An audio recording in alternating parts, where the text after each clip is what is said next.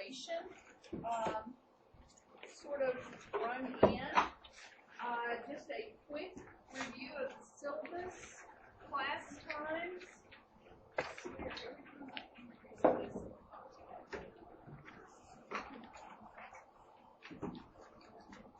9,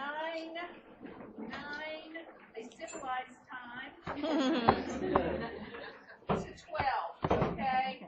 So what we're going to see is class that will begin at 9 and end at 12. There will be a couple of breaks thrown in there, so if you would, if I get to talk to you rambling at about the hour mark, say, alright, so just let me know. Clinicals, again, are Thursday, Friday, or Saturday, Sunday, 6:45 to 5:15 on the Thursdays and Saturdays.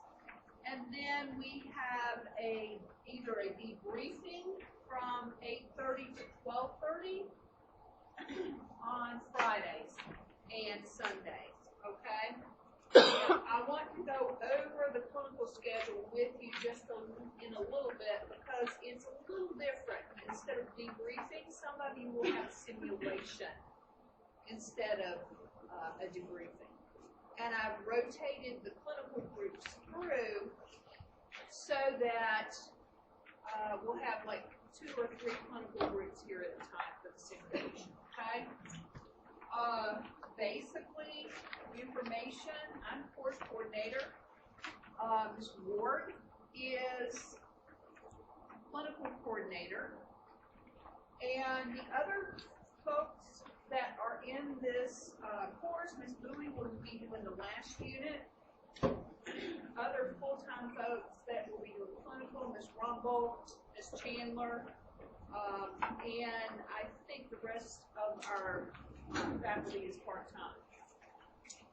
One of the things that you will see is that with the syllabus, it's pretty much the same. The learning outcomes are identified for you. Your textbooks, there's nothing different. Okay? Grades, basically the same. The college grading scale, remember B or better to progress in nursing. Okay? Down to the course specific. Okay? Didactic attendance, you're expected to attend every class which they're scheduled and arrive on time. Okay? Typically what I do for attendance is send around a roster and have you to sign in. I do ask that if you're going to be absent or you're going to be late, you text me and let me know. Okay? Basically, my rule is I'm not going to lock the door on you. But I expect students that come in late to sit in that very back row and come to their chairs at break. Okay? You don't need to be crawling all over everybody and disrupting the class. Unless you're on one of these outside rows, back row is where I want you to be until break is over. Okay? Clinical attendance, the policy is basically the same. Late arrivals, early leaves, or absences that result in 13% of missed clinical time will cause you to be ineligible to continue in the program. Okay? So it's basically a number of hours. You will see the progression here, written warning, 4%, final written warning, 8%, and possible program dismissal for 13%.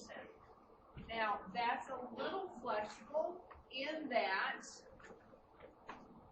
we do have weekend clinicals. So if you miss Thursday, you can attend a Saturday if the group does allow. Same thing, if you miss Saturday, you can attend a Thursday if the numbers allow. Okay? But you need to make that decision with me so that I can inform the clinical instructor to expect you. Okay?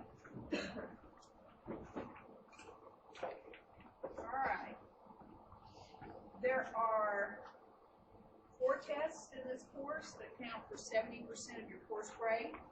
I have 3 of them. So you'll get to know me well.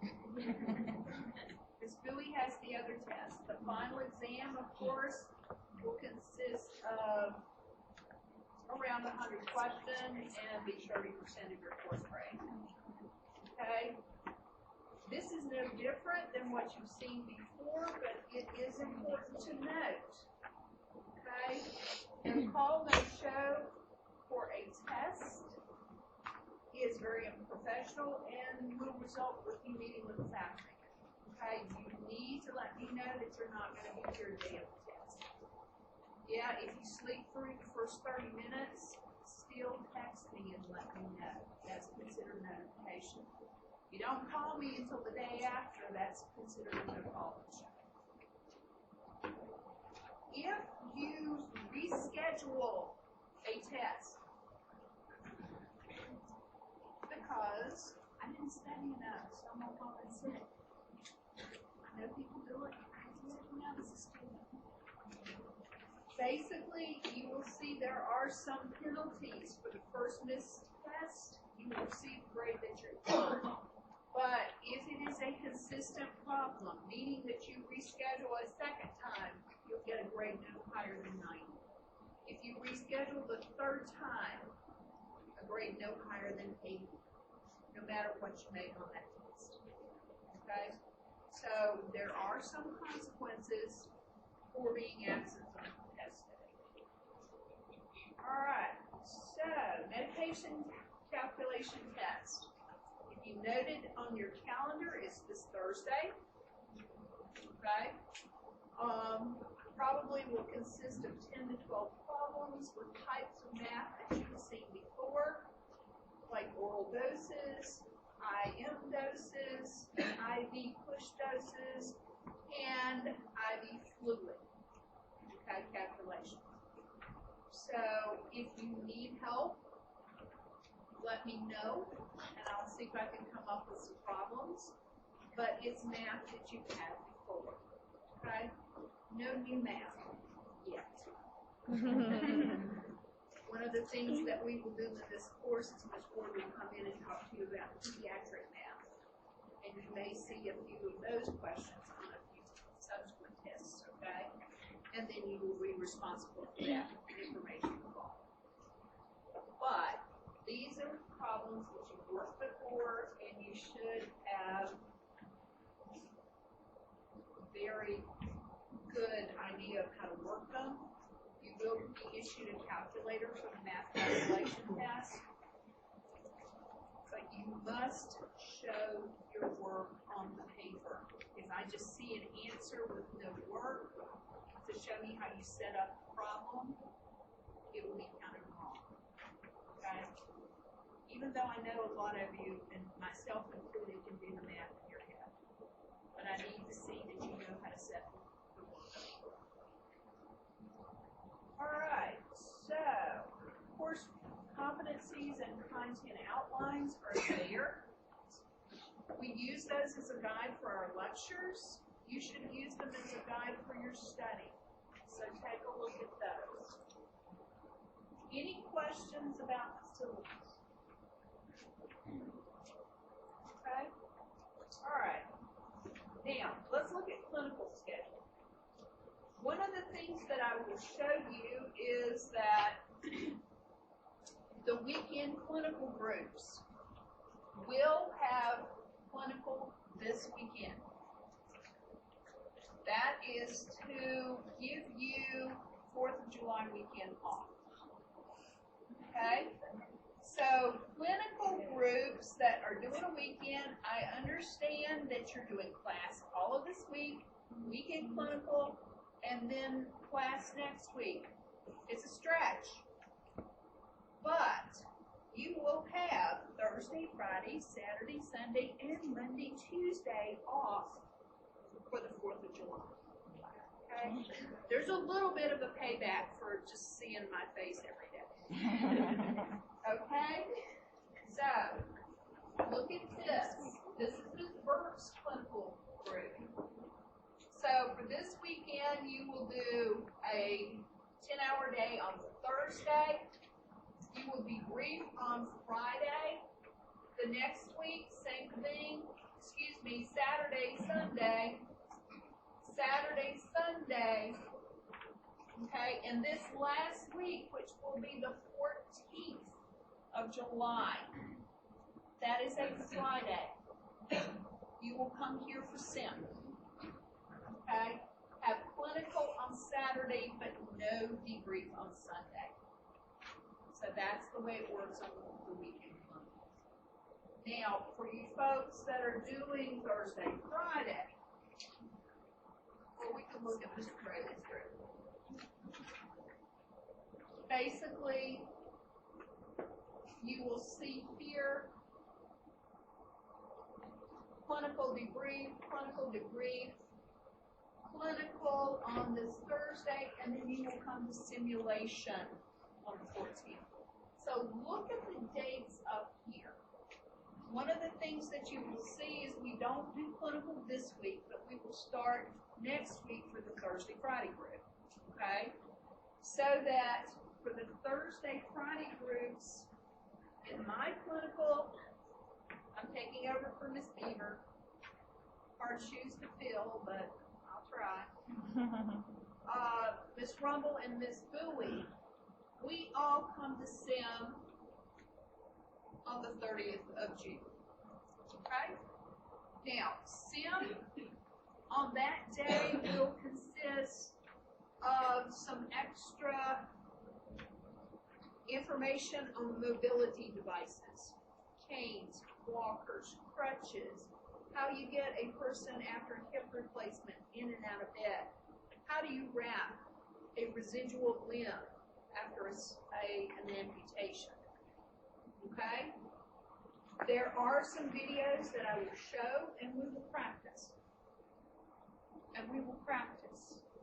Because as an RN, you think, well, PT shows them how to use all that stuff. Well, if you're the RN in the ED or the doctor's office, guess who just became the PT? You did. You did. And one of the things we have to do as nurses is after physical therapy has shown them how to use it, we need to make sure that they're using it correctly to prevent injury, okay? And one of the reasons that I am really pounding this into your head is that if you look at the NCLEX test plan, how many of you have ever taken a look at it? Oh, we will do that this summer.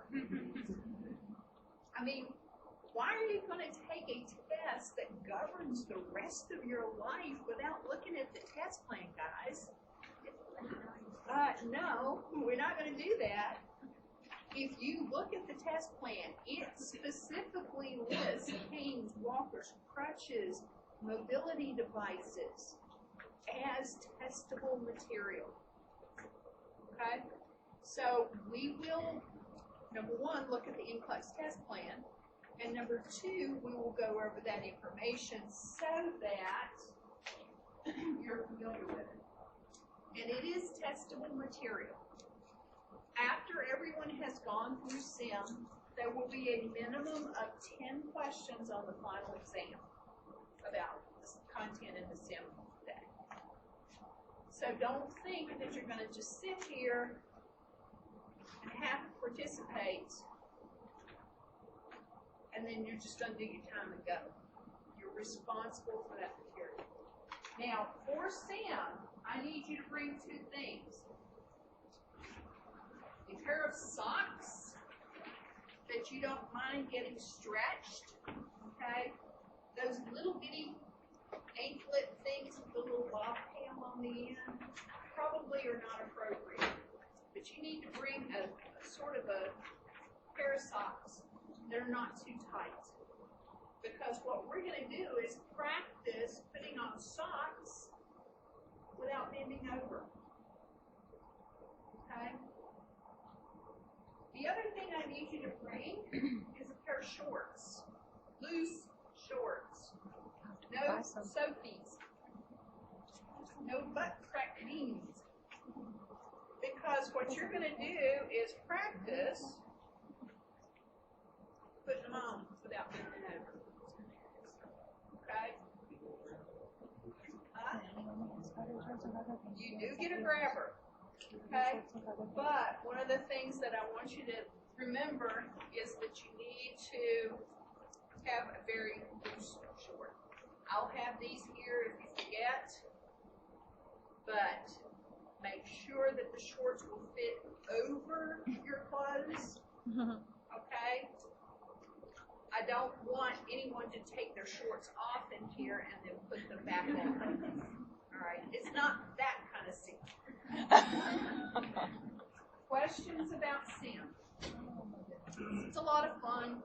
A lot of times if there's not too many classes go on, we have crutch races and walker races up and down the hall. Yes? What time on that Friday? It will go to probably 12 o'clock. Even though it's 8:30 to 12:30 on the calendar, I'm at 12 o'clock. Lunch It is proper. Friday. All right, so any other questions about the course in STEM? All right, so let's look at the calendar. It's the same one that Ms. Bowie posted. There have been no revisions. Today with orientation, as I told a few folks, Ms. Ward is coming in just a few minutes to talk about the VA and start you on some of that paperwork. We will need that paperwork probably on the 10th of July. That way we can check it and make sure that it's all done, because the paperwork is very, very important whenever we start doing our psychiatric rotations, mental health rotations this fall, because we usually send 2 groups to the VA. And it's also very important when we start doing preceptor shifts, because we usually are able to place 4 to 5 students in the VA ER, which is very good. It's a great place for skills. So, she'll work with you on the paperwork. And I'm going to tell you, she's as ruthless as Miss Graham is about paperwork, because the VA, you have to have it in the order that they want it, filled out exactly the way that they want it. The rest of this week, the only thing really that you need to be very aware of is, like I said, the math test on the 22nd. It is my plan, if things go well in class, that I will start that at like 11:30, and let you take the remainder of class in any extra time that you need, okay? So I know that a few of you have to leave for work, but hopefully 30 minutes will be enough time to do your 10 or 12 problems. All right, 26th, we have a test. You will note that I highlighted the tests in yellow, okay? So that they are very, very visible. The 28th will be the second math test if needed. July 3rd and 4th, the college is closed. So do not come and look up for me on that Monday the 3rd. Because I don't know where I'll be, but it won't be here. However, we do have a test on the 5th. Okay? Test on the 11th. Ms. Bowie's test will be the 18th, and then the final exam will be the 19th. Okay? And then you have a nice long break. Until the fall. Now, you will notice that there is a Kaplan critical thinking test after the test on the 18th. Do not stress about this test. Do your best on it, because what it does is it gives us an idea about your critical thinking skills. Okay? But I'm going to tell you, It's random as all get out. It's not related to nursing. It's to see if you can figure out things. So if you're a puzzle person or one of those Sudoku people, you probably will do well.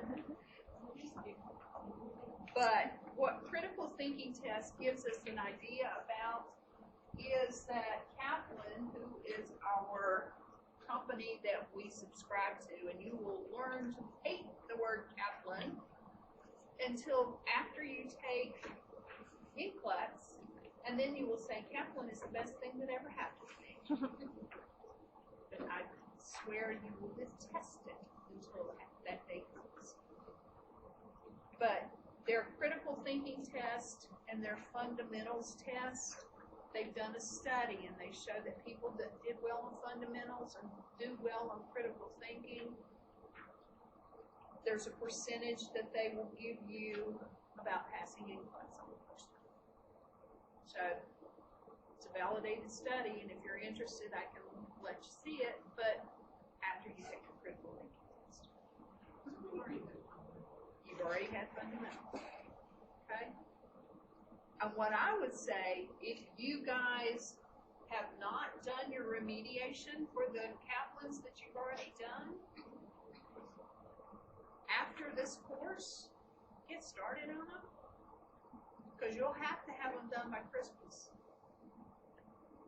Because you do not want to go into 213, or I will not let you go into 213 with outstanding remediation. Because I'm going to hit it hot and heavy in 213 with Kaplan. And you will rue the day that someone thought of this until, like I said, after you take NCLEX, and you will feel very, very prepared. Okay? Questions about the calendar? All right. So I will let Ms. Ward come in, and she will do her VA deal, and then we'll take a break, and then we'll start content, okay? Just for those not printed out handouts, I posted 2. And if you're one of these people that are trying to save the environment, which I do every once in a while, I posted the full PowerPoint, and you can print it as full-page slides if you want. But I also posted a PDF that has my notes on it as well, and there are 2 on a page. Yeah, the print's a little small, but you can still read it. I mean, even with my old eyes, I can read it. So, what I would tell you is that if you use it 2 per page and then do them front and back, it will take a whole lot less room in your notebook. Okay? And yes, I do post my notes because I want you to listen to me instead of frantically write. So, all right. So, Ms. Ford, it's all yours. A lot of trees. Okay, a couple of things I want to talk about real quickly. I don't think this has such a mess. We had a question yesterday, and I think there's some confusion about this. I don't know how this has happened, but I want to clear this up. When you were looking at your grades in Blackboard, okay, we try to hide the column that says points, total points, something like that. But sometimes we forget. Those total points will not help you average your grade, okay? Because that's just the way that Blackboard adds up. When we put in a test, let's say we're creating a column for your test, okay?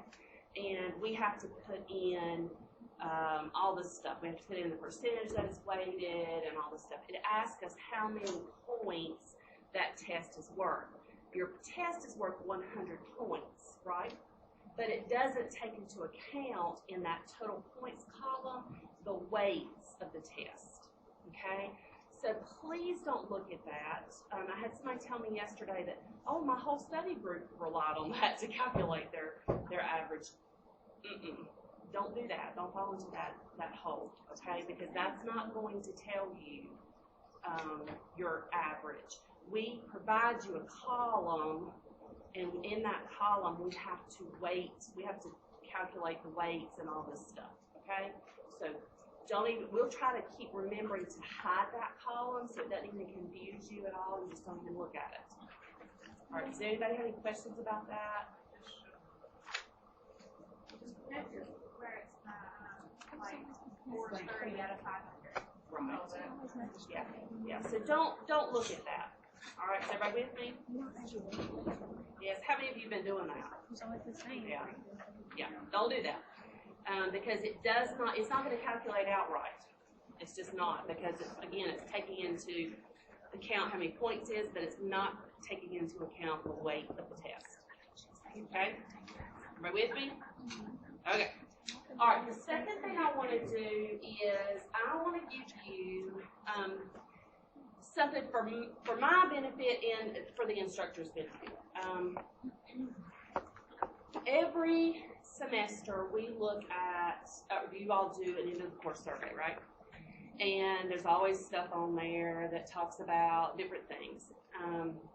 And several people come to me and they say, like I had one yesterday that said, I really want to push, it was a PM, she wanted to push her test to the next day and learn new information today instead of taking the test today. And I said, well, you know what, Kayla, she doesn't mind if it's not on TV. You know what, Kayla, you know what's going to happen is you're going to go out of my office and somebody else is going to come in here and say, I don't want to learn new information before the test. The thing is that, number one, we can't make everybody happy, right? Everybody in here is different. And so we have to do the best we can. However, I've been doing a kind of just my own little study to see generationally wise what we have in here. Most of you are millennials. Sorry about that, because they get a bad rap. Millennials get a really bad rap. And so I think that what happens is we who are not millennials, I'm a Generation Xer, okay, think that millennials are just ridiculous because so it's a generational thing, okay? It's a generational thing. And so what my interest is trying to see where can we meet in the middle. What we expect as a Generation X teacher, we can stand up here all day, and you as millennials aren't going to do it because that's just your mindset. Does that make sense? So we need to figure out where to meet in the middle, okay? Some of you in here, and I've noticed when I come in here to teach, you sit there and you don't take one note because you're recording it or you're going to read it or look at the PowerPoints or whatever. Do you know how that drives me insane? Oh my gosh, that drives me insane. I want somebody to sit there and be writing furiously because whatever comes out of my mouth is important and it should be written down, right? So, but you all, that might be how you learn. That just may be, that's how you grew up, that's how you are. So I want you to take this little survey for me. It's 15 questions, very simple, okay? And you don't have to do it right this second, you can take it home. And you don't have to put your name on it. No, I don't want anybody's name on it. I do not want anybody's name on it because I've already taken your ages and made a little graph. And it was very obvious. I did ours as faculty and then y'all's as students. And it was like, it was a big difference in the circles. Big difference in the circles. So one of the things that I'm going to do when we have our August faculty meeting is we're going to talk about this. And we're going to talk about ways, how can we incorporate some of the stuff the way that you all prefer to learn in, how can we change up things? Does that make sense? So that it's more friendly to you guys. Does that make sense? So we have to both give a little and meet in the middle. Okay? So that's kind of my little study that's going on right now. Does that make sense? Mm-hmm. Do y'all think that's a good idea? Yes. At least you So trying. take it seriously. I just want you to really think about it. Like one of the questions I put on there is, there's like 3 true false. Like I've seen a podcast before, and I think it would be a really great idea to incorporate it into your classroom setting because that's one of the things. Podcasting is one of the things. So, okay? Yeah. Okay. Yeah, A is true and B is false.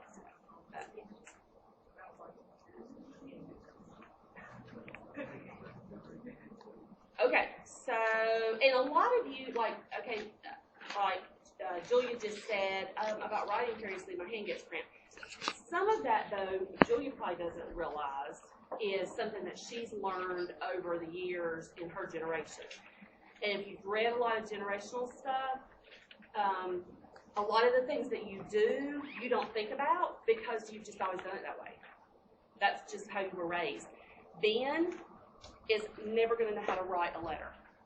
I'm convinced because they don't write at school. How many of you have a child? Anybody have a child in Rowan County schools? They have it. They have iPads, and I've told you that before. I think everything is done on the iPad. Everything is done on the iPad. He does not know how. He has never been taught, except by me, how to sign his name. Oh my Lord. They don't do that. They don't Everything. teach cursive They don't teach cursive anymore. Oh my God. So I know. So you think about that. You know, when his generation comes up, none of this is, all this is going to be a moot point. They're going to want everything on the computer. They're not going to want any paper at all because they're not going to know what to do with it. So you see what I'm saying? So we need to be able to adapt the way we think, and it doesn't mean we have to change totally, but we do need to kind of meet in the middle somewhere. Does that make sense? Everybody with me?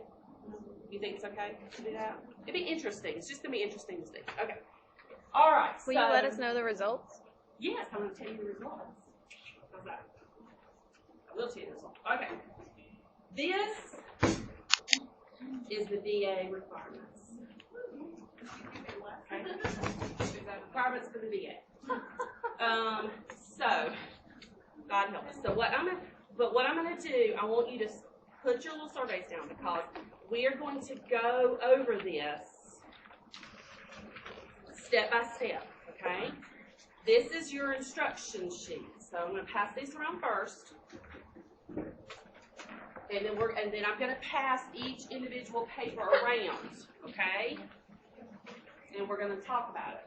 Now, this does not necessarily mean that you are going to go to the VA for psych, okay? Only so many people can go.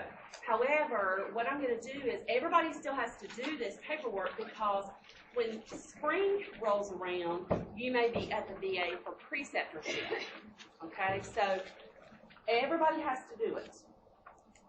All right, is everybody with me? Everybody has to do this wonderful mass of stuff. And it is to the point where I have to go page by page because it's just complicated.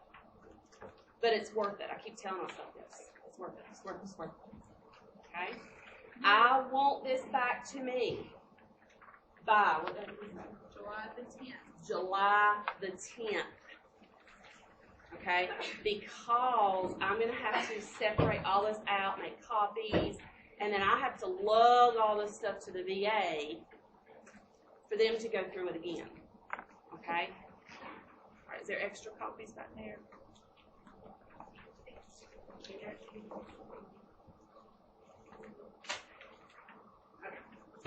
All right. So this is your checklist. I want everybody to put your full legal name at the top. It's your full legal name in ink. Yeah, Ms. Ward and I are afraid if we don't get this paperwork filled out correctly, we'll be all in. Yes. We don't want to be all. It is the government. Yeah.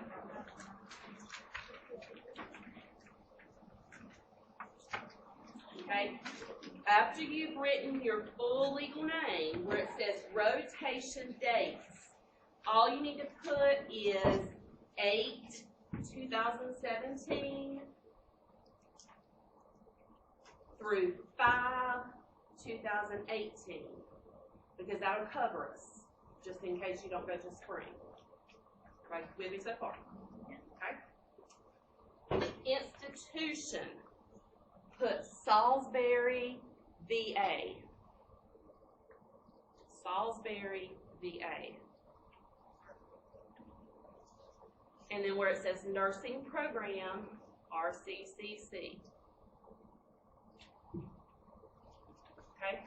Now, this paper is the checklist, but it has to come back to me. I have to have everybody's checklist. This is how you keep up with your papers.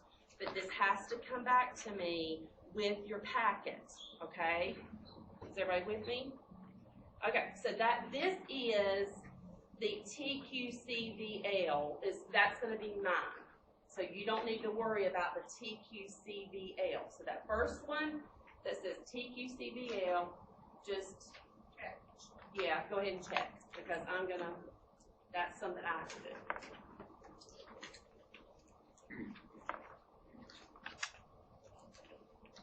Okay, this is the second page. This is the application for health programs, professions, trainees. Oh, and this is the last page because I only copied the first three. So this one goes with that one I just passed off.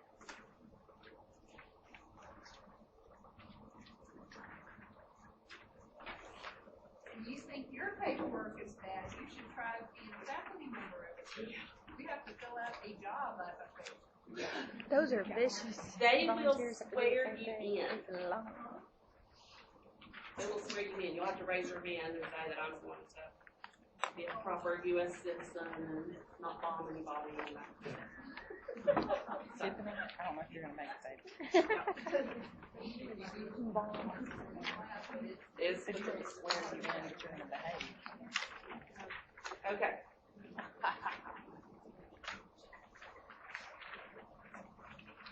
When everybody gets this, we're going to look at it.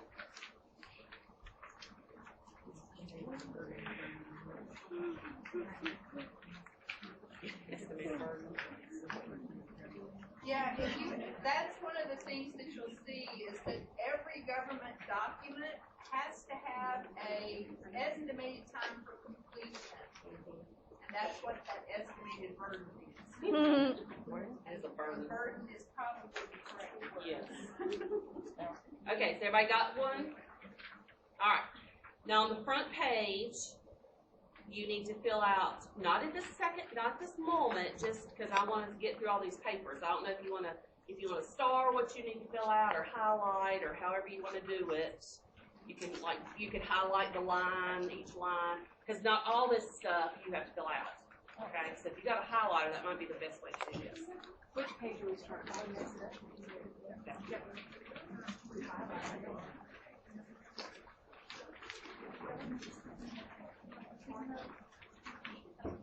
Okay? All right, everybody ready? You have to fill out 1A, your name, and you see how it is last, first, middle. Other names used. Your address, number 2. Number 3A and 3B. 4. Number 5. Number 6. Number 7. Now I already typed in 8A, 8B, 8C is not anything for you. I've already done D and E and F. So you don't have to worry about anything else on this page. Okay? Except under the third section where it says citizenship. See that? Okay. Check either U.S. citizen by birth, naturalized U.S. citizen, or not a U.S. citizen. If you're not a U.S. citizen, then you can't go to the VA. Okay? And then there's nothing else on that page you fill out. There's nothing on the back page that you fill out. And then the only other thing you have to do is on page 3 of 4 at the bottom where it says certification, I certify that this is true. You sign your name and you date it. Okay? That's not so bad.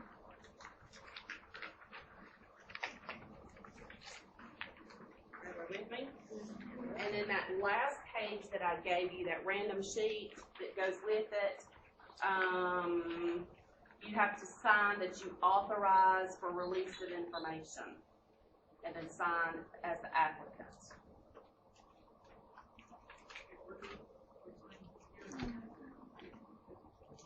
At the top of these papers, it has last name, first name, middle name, you don't need to do that on that. Okay, if you really want to.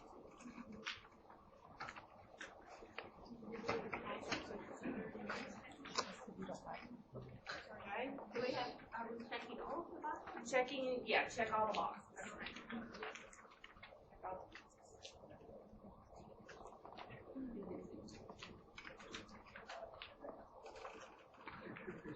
Okay.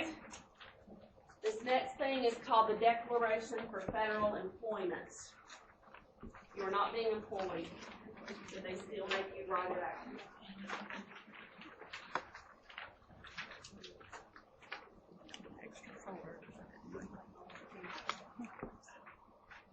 When you get it, go ahead and flip over to the back of that first page. Hmm.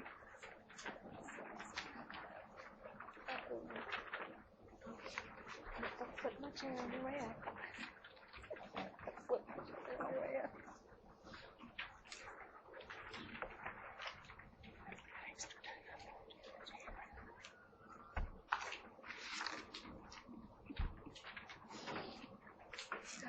It's fun.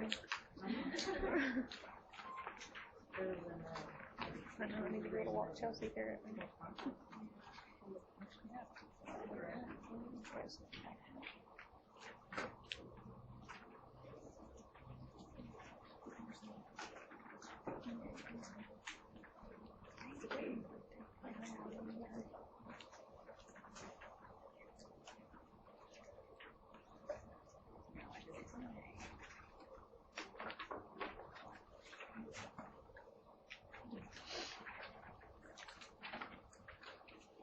Okay. On that back page, you fill out everything on there. Okay, so that whole page you have to fill out. And the next page as well. And then you have to sign it. So we need to do number 2 and 3. Yes. Talk about the social security number and place of birth. I mean, like page 2. Yes, that whole page 2 and page 3. And then you have to sign it under applicant's signature.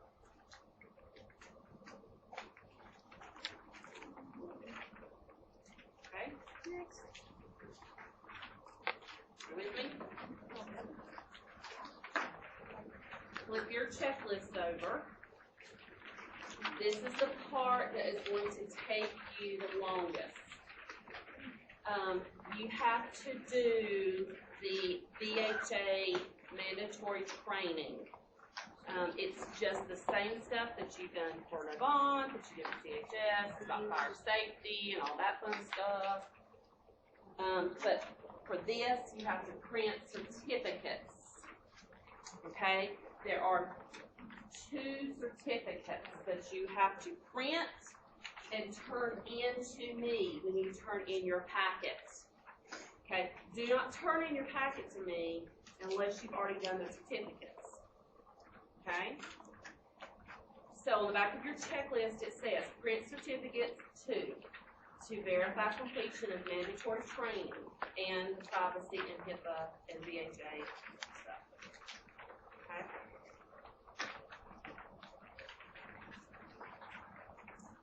So what I'm passing out now is the instruction code for the TMS system for the VA. Now, I will tell you something, it is a pain in the absolute rear. Their system, for some reason, is not easy to deal with. So before you even get started, make sure your pop-up blockers are off, all that stuff, okay? Because if you don't, it's going to get hung up. And make sure that you do it somewhere where you are able to print. Because when you complete it, you have to send it straight to the printer, okay? If we've done this before for them, are we gonna have to figure out our old information? After I graduated, like,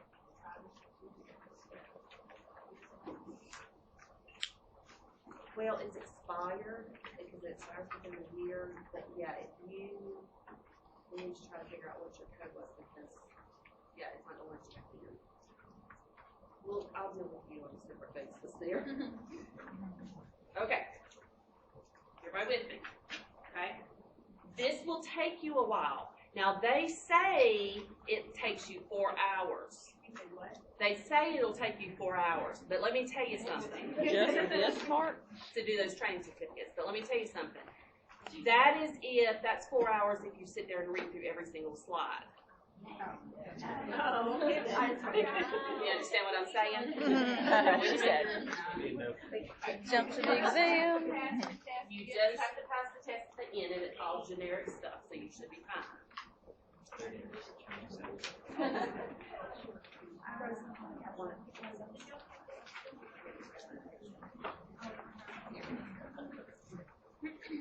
Okay.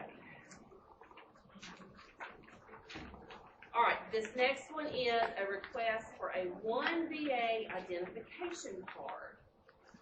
Now, you will not need this unless you go for preceptorship, but I still want you to fill it out. I lock all this stuff up in my office because it's got your social security numbers and all that on it. I'll lock it up in my cabinet, so don't worry about that. But that way we'll have it in case you do go for your preceptorship, okay? So once everybody gets one of these, we'll look at it.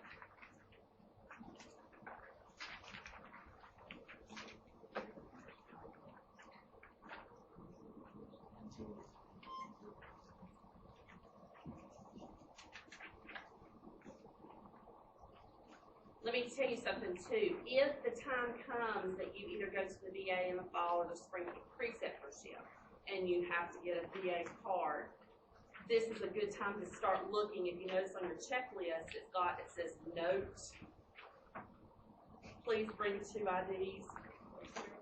Under note on your checklist.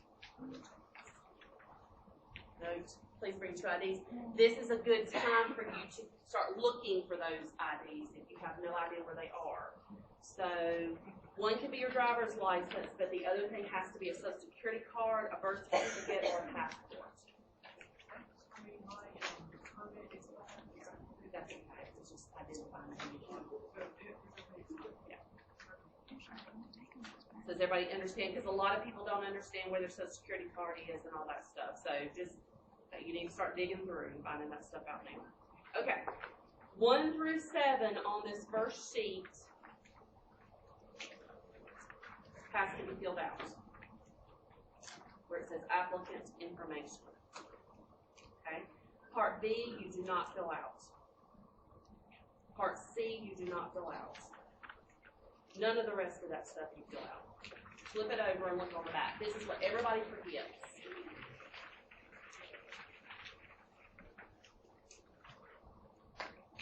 Missing sheet. Okay.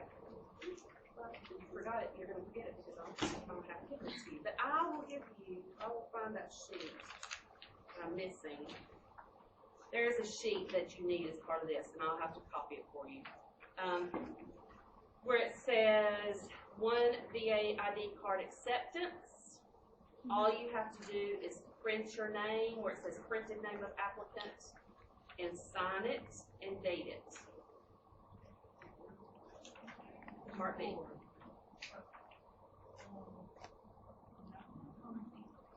Okay, Part B. And then I will print the other sheet that I left out for you.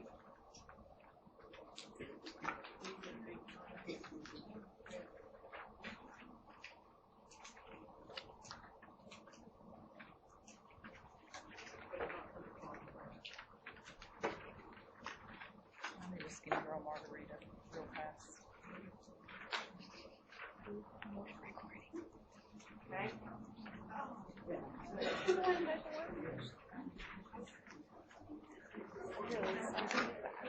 She's not there yet.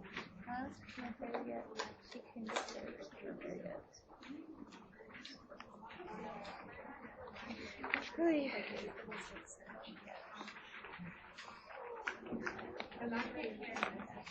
Okay, the next thing that's coming around is a fingerprint request form. You will have to be re-fingerprinted. Okay? You will have to be fingerprinted to go here. It is a federal check. Fingerprints. When we did your background check, we did local and state and all that stuff. This is a federal check. So if you murdered somebody in Alaska, it's going to pull that up. Okay? So you might want to let me know now if that's going to be an issue. Okay?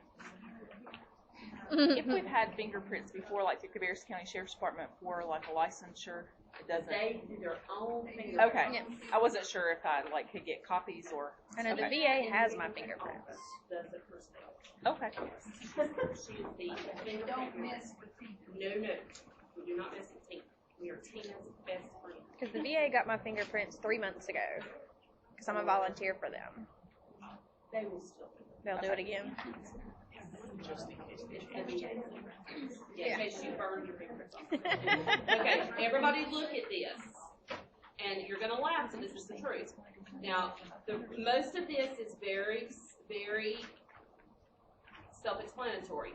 They will not look at your height and weight. I mean, you can, if you just absolutely refuse to put your actual weight on there, but make it look realistic. I mean, obviously, I'm not 120 pounds, right? Okay, so. You can fudge 10 or 15. Right, you can fudge 10 or 15 pounds, but don't get crazy on that. They're not going to weigh you up. Now, this is the part, citizenship, okay? Do not put, and you're going to laugh, but this has happened several years, and all you need to put is U.S. Don't put God bless America, U.S. born and bred, none of that stuff. People have put that stuff on there. The VA does not find stuff funny. They do not laugh. It is the government, okay? They do not laugh, so they do not think that that's cute. So we're going to put U.S. and we're going to leave it alone, okay?